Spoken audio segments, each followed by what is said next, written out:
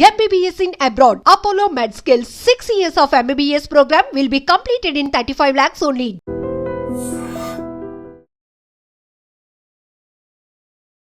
Welcome to I dream. నేను లుంబిని పూజల. డబ్బులు సంపాదించడం మాత్రమే కాదు, ఎలా ప్రాపర్గా ఛానలైజ్ చేయాలి అండ్ ఎప్పుడు ఎక్కడ ఎలా ఇన్వెస్ట్ చేయాలనేది ఇప్పుడు that's the need of the hour అని చెప్పాలి కదా. సో మరి ఈ మార్కెట్ కండిషన్స్ని బట్టి మనం ఎలా ప్రొసీడ్ అవ్వాలి అవన్నీ కూడా ఒక ప్రాపర్ అనాలిసిస్ ఇవ్వడానికి, మన డౌట్స్ అన్ని క్లారిఫై చేయడానికి today we have certified financial planner Subhash Babu sir with us. So ఆయనతో మాట్లాడి మన డౌట్స్ అన్ని క్లారిఫై చేసుకుందాం. Hello sir. హలో అండి, థ్యాంక్ యూ. ఫైన్, బాగున్నాను. Yes sir. So first of all RBI Reserve Bank of India gold రూల్స్ని change చేసింది. So కొత్తగా ఇంట్రడ్యూస్ చేసింది, మళ్ళీ న్యూ రూల్స్ని తీసుకొచ్చింది. సో ఈ కండిషన్స్ గోల్డ్ మీద ఎలాంటి ఎఫెక్ట్ ఉంటుంది అండ్ డే టు డే లైఫ్లో మనకు ఎప్పుడు ప్రతిరోజు గోల్డ్ కావాల్సి వస్తుంది, అందరూ యూజ్ చేస్తున్నారు. గోల్డ్ కంటూ ఒక సీజన్ అంటూ ఉండదు. సో మనని ఎలా ఎఫెక్ట్ చేస్తుంది అంటారు? Okay, so RBI gold loans మార్చిన fact, it's a fact. About few months back they have tweak the guidelines for loans. ఎప్పటి నుంచో gold has been one of the tools which people use to take loan, secured loans కింద gold తాకట్టు పెట్టి banks నుంచి కానీ loan తీసుకుని జరుగుతాం ఎప్పటి నుంచో. ముఖ్యంగా చిన్న కారు అంటే అగ్రికల్చర్ వాళ్ళు ఎవరైతే వాళ్ళ సరిగా పంటలు పండలేదు, వాళ్ళ డబ్బు కావాలి, they unable to give any security, unsecured loans interest ఎక్కువ ఉంటాయి కాబట్టి they have been approaching banks, nearby దగ్గర ఉన్న బ్యాంక్స్కి వెళ్ళి వాళ్ళు అప్రోచ్ అవ్వడం జరుగుతూ ఉండేది. ఈ మధ్య గోల్డ్ ప్రైసెస్ చాలా ఎక్కువగా పెరిగిపోయింది ఇంటర్నేషనల్గా. దానికి కారణాలు చాలా ఉన్నాయి, అది మనం తర్వాత డిస్కస్ చేసుకుందాం.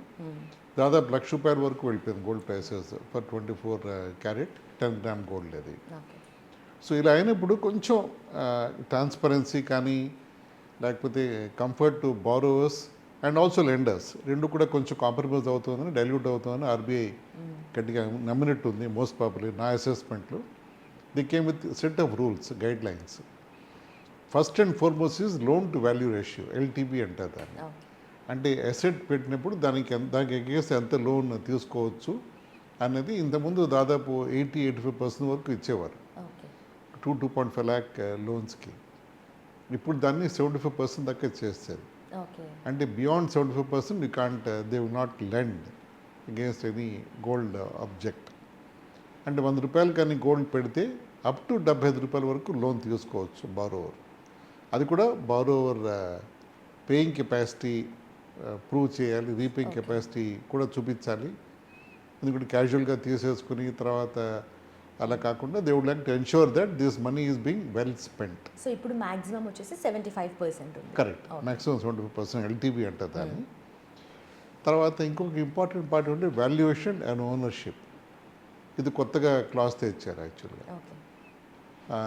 ఎవరైతే లోన్ తీసుకుంటున్నారో వాళ్ళ గోల్డ్కి ఓనర్స్ మేమే అని చెప్పి బిల్స్ ప్రొడ్యూస్ చేయాలి. వాళ్ళు కొన్నప్పుడు ఎప్పుడు కొన్నారు, ఎలా కొన్నారు, ఆ బిల్స్ చూపించాలి. ఒకవేళ చాలామంది బిల్స్ పెట్టుకోలేకపోవచ్చు, లేకపోతే వాళ్ళ పేరెంట్స్ నుంచో అక్కడి నుంచో వచ్చి ఉండొచ్చు అని భావిద్దాం మనం. అలాంటి కేసెస్లో ఒక డిక్లరేషన్ ఇవ్వాలి. అంటే ఎందుకు ఇవ్వలేకపోతున్నాం, ఇది మా మదర్ ఇచ్చారు మాకు, లేకపోతే మా మదర్లో ఇచ్చారు మాకు, అలా చెప్పి. కరెక్ట్, అదొకటి. లేకపోతే మిస్ప్లేస్ అయిపోయింది ఇన్వాయిస్ అనేది ఎక్కడో వాళ్ళకి. అంటే అది ఎస్ అండ్ నో చెప్పే హక్కు లెండర్కి, బ్యాంక్స్కే ఉంటుంది. వాళ్ళు చెప్పేది మాత్రం వాళ్ళని యాక్సెప్ట్ చేయని రూల్ లేదు. They have to convince that there are genuine people, gold వాళ్ళదే, డాక్యుమెంట్ ఎక్కడో పొరపాటు మిస్ అయింది లేకపోతే ఇలా వచ్చిందని చెప్పి వాళ్ళు దాన్ని ప్రూవ్ చేయాలి. ఇక్కడ లెండర్ అంటే బ్యాంక్ కూడా ఒక బాధ్యత ఉంది. They have to check the purity of the gold. Purity వాళ్ళు ఒక అంటే ఆథరైజ్డ్ సర్టిఫైడ్ వాళ్ళు వాల్యూవర్స్ ఉంటారు, వాల్యుయేషన్స్ వచ్చేవాళ్ళు ప్యూరిటీని అక్కడికి ఇచ్చి బ్యాంక్ వాళ్ళ చేత చేయించి వాల్యుయేషన్ సర్టిఫికెట్ బారోవర్కి ఇస్తుంది. అంటే ఎవరైతే అప్పు తీసుకుందాం అనుకుంటున్నారో వీడు ఇచ్చిన గోల్డ్ని వాళ్ళు బ్యాంక్ వాళ్ళు టెస్ట్ చేయించి, నువ్వు ఇచ్చిన గోల్డ్ ఏదో 18 క్యారెట్, 20 క్యారెట్, 22 క్యారెట్స్ అని చెప్పి వాళ్ళు ఆ సర్టిఫికెట్ ఇవ్వడం జరుగుతుంది. ఇవన్నీ ఎందుకు చేస్తుంది ఆర్బీఐ అంటే దీంట్లో చాలా చాలా ఇంతకుముందు డైల్యూషన్స్ అండ్ కాంప్లికేషన్స్ వచ్చాయి ఇంతకుముందు వరకు దీంట్లో. తర్వాత ఇందా మనం అనుకున్నట్టు అప్ టు 75% ఆఫ్ వాల్యూ ఉన్నాం, అది 22 క్యారెట్ కిందే పరిగణిస్తారు. మనం 18 క్యారెట్ గోల్డ్ ఇచ్చినా కూడా 22 క్యారెట్ దాన్ని కన్వర్ట్ చేసి దాని వాల్యూని, అంటే దాని వెయిట్ని, వాల్యూని దాని అగేన్స్ట్గా 75% ఇస్తారు. అంటే అది ఇంపార్టెంట్ అది. అండ్ ఇచ్చిన గోల్డ్కి ఎంతైనా వాల్యూ ఇచ్చారు.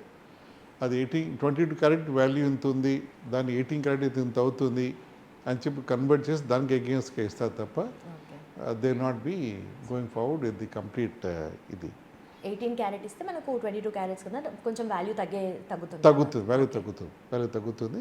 అంటే ఈవెన్ లాజిక్ క్యాలిక్యులేషన్స్ పక్కా క్లియర్గా చూపడం జరుగుతుంది. తర్వాత అప్ టు 2.5 lakhs వరకు లోన్ అదే తీసుకునే వాళ్ళకి బారోవర్స్కి కొంచెం రిలీఫ్గా ఆర్బీఐ ట్రీట్ చేస్తుంది. అంటే నేను ఇందాక చెప్పినట్టు ఫార్మర్స్, చిన్న ట్రేడర్స్, బిజినెస్ వాళ్ళకి ఏదైనా ఇబ్బందులు, వాళ్ళ క్యాష్ లిమిట్స్ లేకపోవడం బ్యాంక్స్లో వాటిలోను, సో దాన్ని బట్టి వాళ్ళు దే ఎన్షూర్డ్ దట్ ఇది కొంచెం వాళ్ళకి రిలీఫ్గా ఉండేలా చేద్దామని, కొంచెం లిబరేషన్ ఉండాలని, కొంచెం లిబరల్గా ఉండాలని వాళ్ళు ఆర్బీఐ ట్రై చేసి ఇస్తుంది. ఇంకొకటి ఏమిటంటే దీంట్లో గోల్డ్ అంటే ఆర్నమెంట్స్, జ్యువెలరీ, లేకపోతే గోల్డ్ కాయిన్స్, ఇవే ఆర్బీఐ ట్రీట్ చేస్తుంది. అంటే ఆర్బీఐ అంటే ఇచ్చే బ్యాంక్. సో అంటే మిగతా రకాలైన gold which are you know in different forms, gold plated, ఇవన్నీ కూడా దాన్ని ట్రీట్ చేయదు. Only correct, only jewellery type gold, ornaments, gold coins. RBI కానీ వేరే బ్యాంక్స్, ఎంఎంటీసీ రేట్ కంపెనీ కూడా ఇంతకుముందు గోల్డ్ కాయిన్స్ ఇచ్చేవి. ఆ gold coin again purity, subject to purity, అది వాళ్ళు చేయడం జరుగుతుంది. దాంతో అవి మాత్రమే ట్రీట్ చేస్తారు. ఇంకోటి ఏం గుర్తించాలంటే ఇక్కడ షేర్ మార్కెట్లో లేకపోతే క్యాపిటల్ మార్కెట్స్లో వర్చువల్ గోల్డ్ అంటాం దాన్ని మనం. అంటే ఈటీఎఫ్స్ అని, గోల్డ్ బాండ్స్ అని ఇవన్నీ ఉంటాయి.